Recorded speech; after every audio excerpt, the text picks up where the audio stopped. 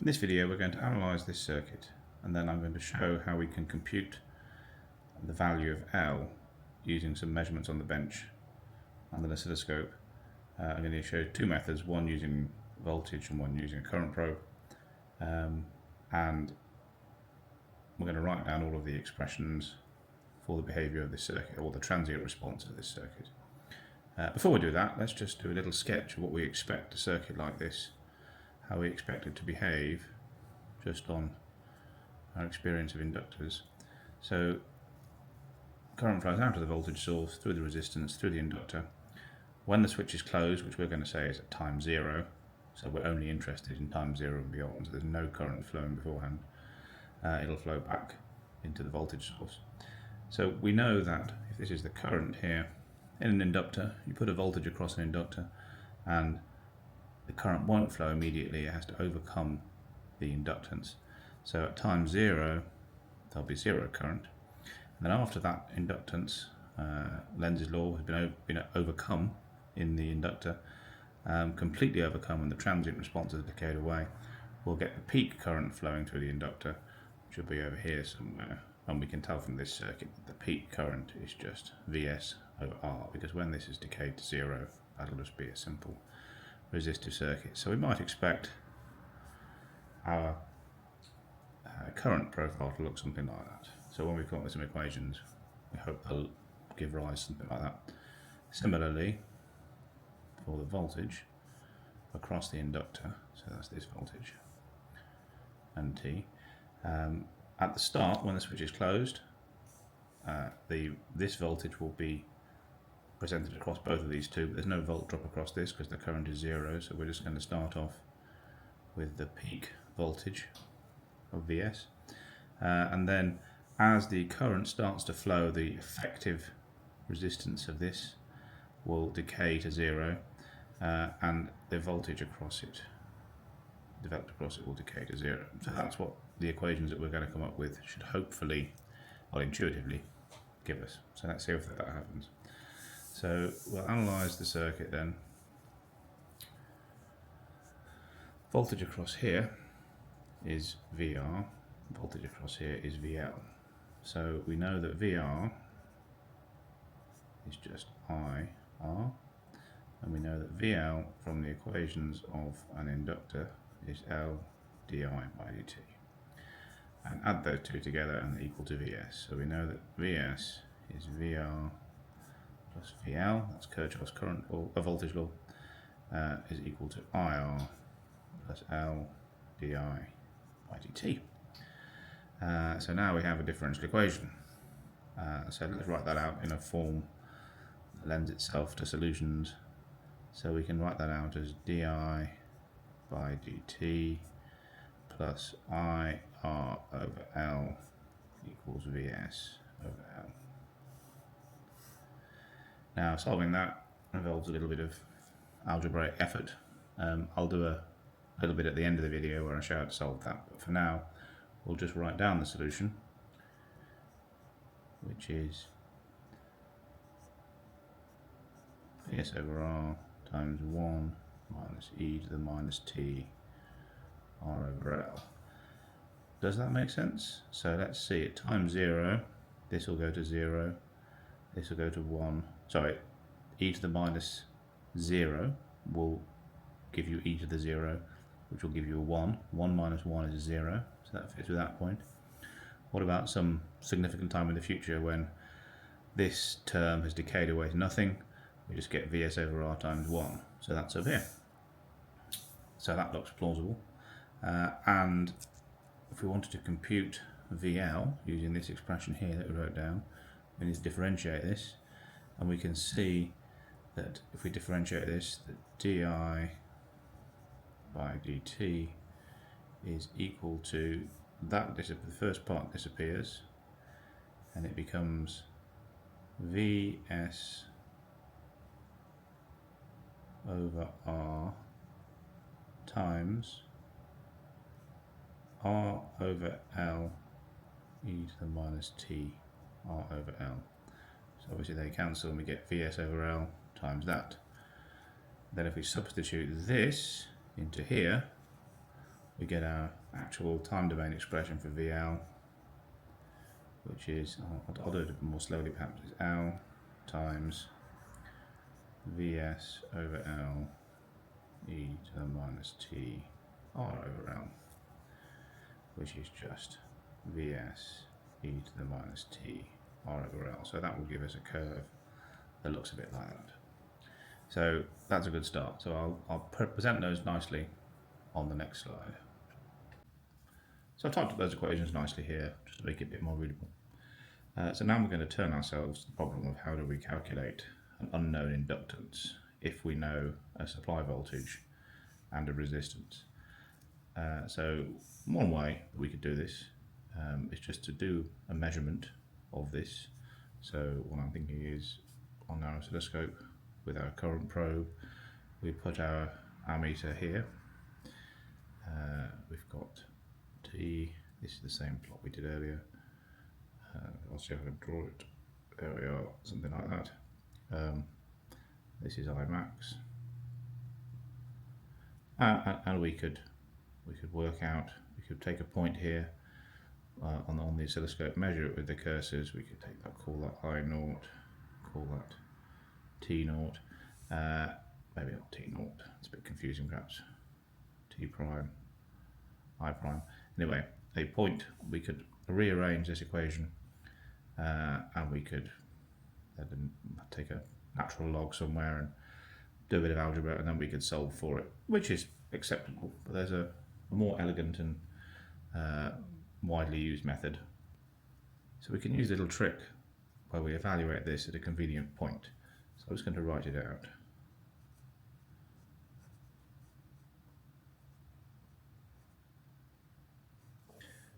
And we can see that if we were to get the value of I from this curve when T is equal to L over R, what we get here is 1 minus e to the minus L over R, R over L, which is just 1 minus e to the minus 1, which is 1 minus 0.37, which is 0.63.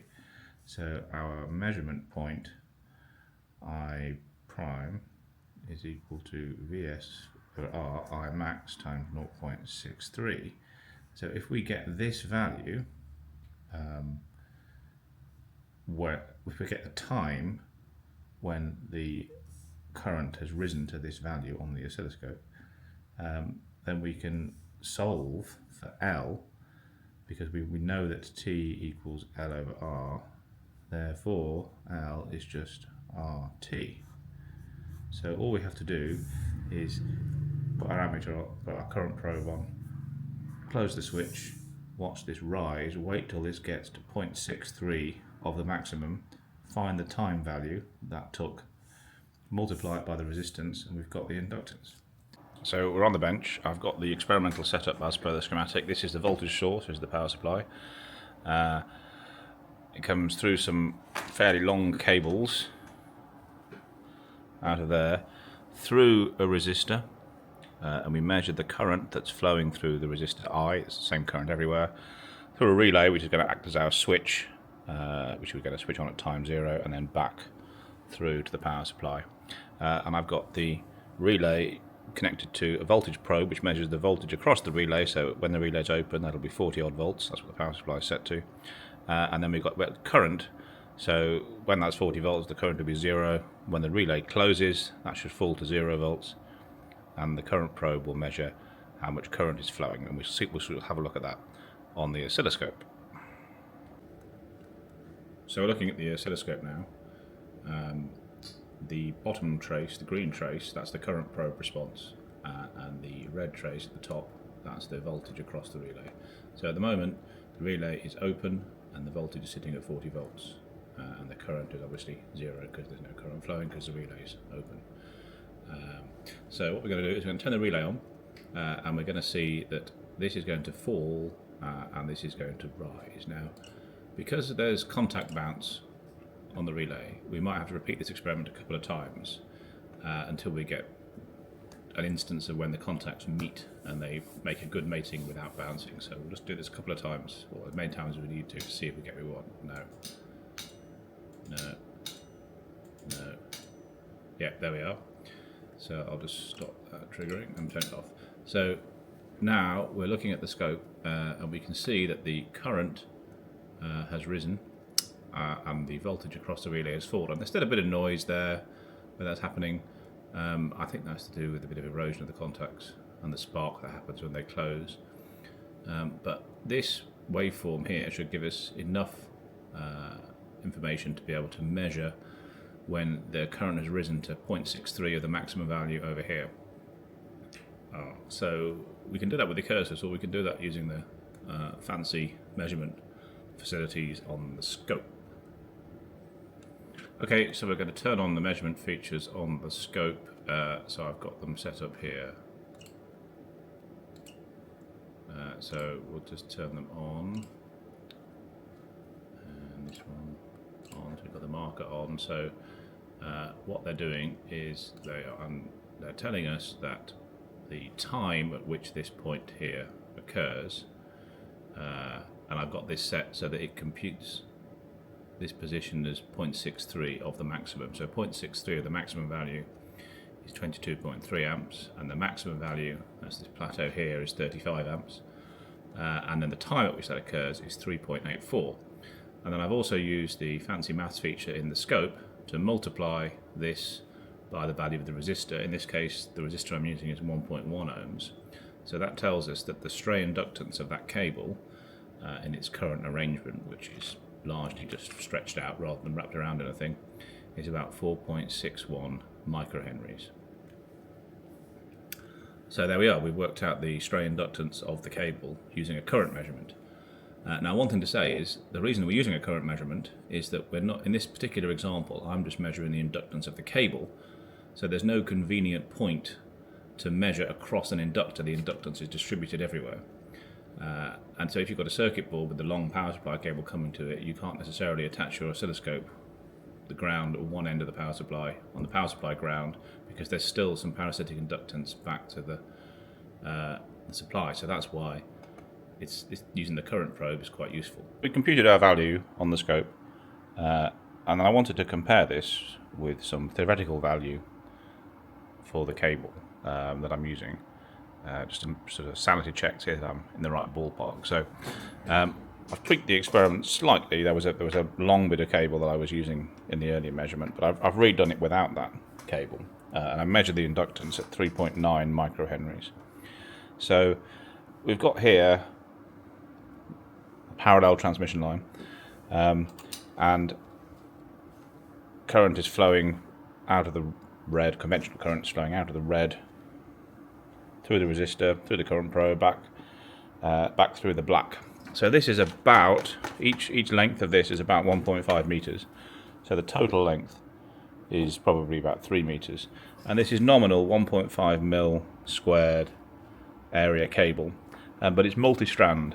I couldn't find a formula for multi-strand cable. So in the formula that we're about to use at the moment, we're going to use the effective diameter, effective radius of this, and I've measured that, and it comes out at about 1.6, 1.7 millimeters. That's after I've stripped off the insulation. So we're going to assume that these are fairly tightly coupled together, and we're going to use a formula from a textbook which allows us to compute the self-inductance of this arrangement. So we'll go over to the camera for that now. So there are lots of different formulae depending on the exact configuration of the wires that are connecting things, and they're all fairly similar, but the one that I found in a textbook with a picture that representative of the situation we're analysing is, the picture looks like this. So you've got two conductors, they've got diameter r, and they're separated by distance 2d. And then the textbook gives the formula, let's focus that. The textbook gives the formula per unit length, that's L, mu naught over pi inverse cosine of d over r. So hopefully this will give us a ballpark figure that will agree with what we've measured on the bench. The question really, for my purposes, is what is this radius r? So I'm using cable with a nominal cross-sectional area of 1.5 millimeters squared, but it's not a solid conductor, it's a multi-strand cable. And reading some forum posts, it seems the thing to do is to use the radius that you actually measure from the multi-strand cable. So if I measure this, focus on that, we can see that the diameter of that is about 1.6 millimeters. So R is approximately equal to 0.8 millimeters. As for the distance between the two in my calculation, well, they're cable tied together. There's a thickness of the insulation on here to account for, but they're not very tightly cable tied together. They're sort of loosely cable tied across the bench. So I'm going to use a figure of 10 millimeters as the distance between the two. That's 2D. So our actual D that we're going to use is going to be 5 millimeters. So that is equal to 0.008 meters, and that's equal to 0.008 meters and 0.005 meters. So if we put these into this formula, what's the permeability of free space? It's 1.27 times 10 to the minus 6, I think, divided by pi. We'll have to use a calculator for that. And we've got 0.005 divided by 0.008. I suppose we could have done in millimeters because they cancel. And that is, one moment please while I get the calculator. It is approximately 1.00 times 10 to the minus 6. So that's 1 microhenry per unit length. So I've got about 3 meters of cable. So the actual inductance is 1 microhenry times 3 meters is approximately equal to 3 microhenries.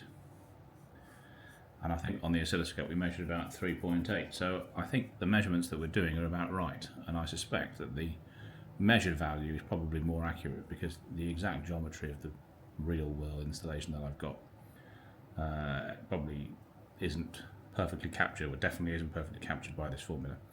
But anyway, we're in the right ballpark with the measurement, which is always nice.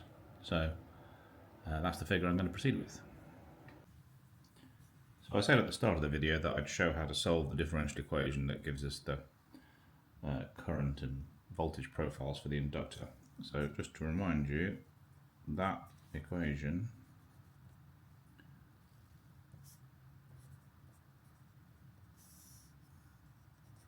is this. So how do we solve that? Well, solving differential equations, you can either use things like Laplace transforms or Heaviside operators, but doing it the traditional way is quite a bitty process, but it does give you some insight into the problem. So that's the way that I'm going to do it here. So the technique for solving this simple kind of problem is, the first thing you do is you find the complementary function.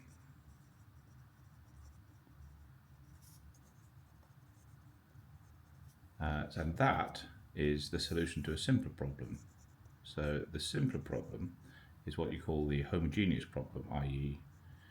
equals to 0. So we get rid of this forcing term and we just say equal to 0. Now that can be solved more easily, and we'll show how to do that. And then once you've got the solution for that, and the solution for that is called IC, or complementary, and then you find a particular integral which is a little bit more involved, finding that, or depending on the problem, IP, and then the end solution, I of t, is the complementary function plus the particular integral. So what we're going to do here now is we're going to find the complementary function, and then we're going to find a particular integral, and then we're going to do the algebra to work out the values of the things in the particular integral. So, hold on to your seatbelts. So now we've written this out like this, we can rearrange it more easily. We can write minus IRL. And then if we get all the i's on one side, this is the so-called separation of variables trick, we can write di by dt 1 over I equals minus r over L. And then, as we're not dealing with partial derivatives, we can integrate both sides by dt. So we can write di by dt 1 over I dt equals the integral of r over L dt. And then you can see that these dt's cancel, so on this side we're just integrating di, and on this side we're integrating dt. So the integral of that is the log, natural log of I, and the integral of this is just inserting t, and then there's the constant of integration, which we're going to write as c prime. So we can then take the exponential to get rid of that, so we can write I is e to the minus r over L t plus c prime, which is e to the c prime times e to the minus r over L t, which we're going to just write this whole term as some unknown constant c, that's why I called it c prime, e to the minus r over L t. So now we've got our complementary function. So this is actually IC.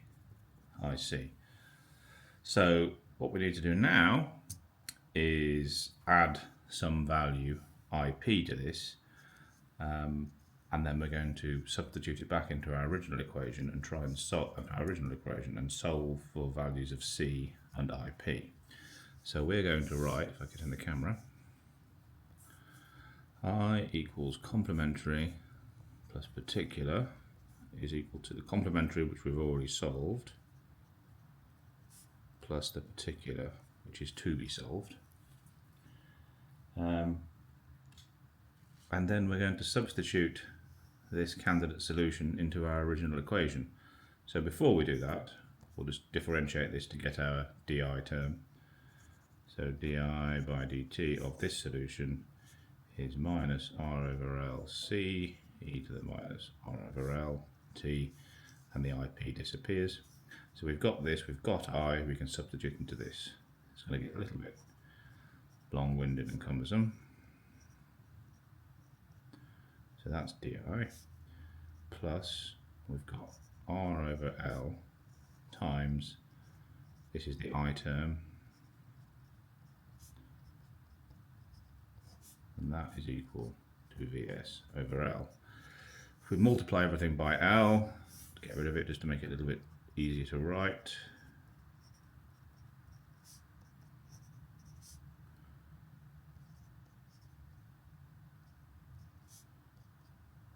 plus RIP equals Vs. These two terms then disappear, and we're left with RIP equals Vs, therefore the particular integral is Vs over R. So now we can put this back into our candidate solution, which is C e to the minus R over L t plus Vs over R. So now the question is, how do we find the value of C? Now this is where, at the very start of the video, I said let's consider some insight into the problem. So we know at time 0 that the current is going to be 0. because no current can flow initially until it starts overcoming the inductance. So we know that I is 0 at time 0, and that's the boundary condition. So if we substitute this into here, we can write 0 I is C e to the minus R over L, 0 for time, plus Vs over R. So then we've got basically 0 equals C, because this goes to 1, e to the power of 0 is 1, plus Vs over R. Therefore, C is minus Vs over R.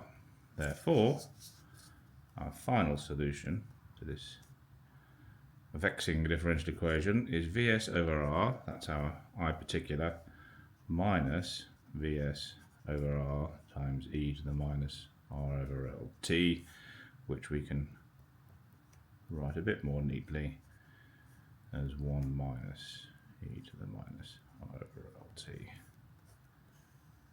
And that's how you solve it.